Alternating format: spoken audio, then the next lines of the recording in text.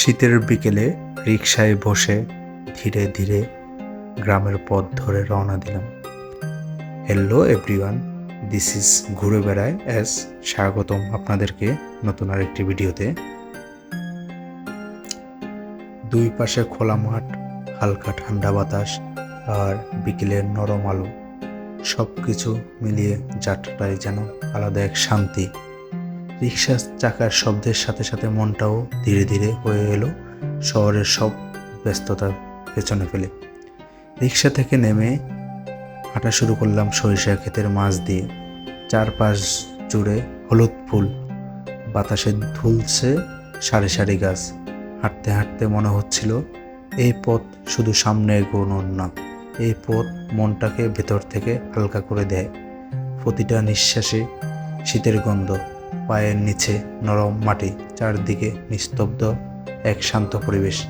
এই সরিষা ক্ষেত পেরিয়ে পৌঁছালাম খেজুর গাছের কাছে। বিকেলের শেষ আলো তখনও গাছের গায়ে লেগে আছে।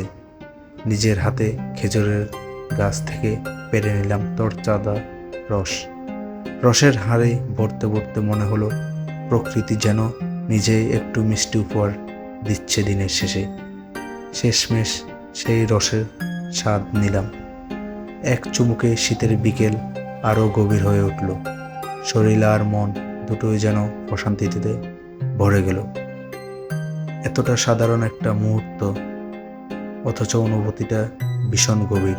শীতের এই বিকেল, সরিষা ক্ষেতের পথ আর খেজুর রসের স্বাদ, সব মিলিয়ে দিনের শেষটা হয়ে উঠল নিঃশব্দ, ধীর আর মনে রাখার মতো। ভালো লাগলে ভিডিওটা লাইক করবেন, কমেন্ট করে মতামত জানাবেন, আর এই রকম ভিডিও পেতে আমার চ্যানেলটা সাবস্ক্রাইব করতে ভুলবেন না। ধন্যবাদ আপনাদেরকে।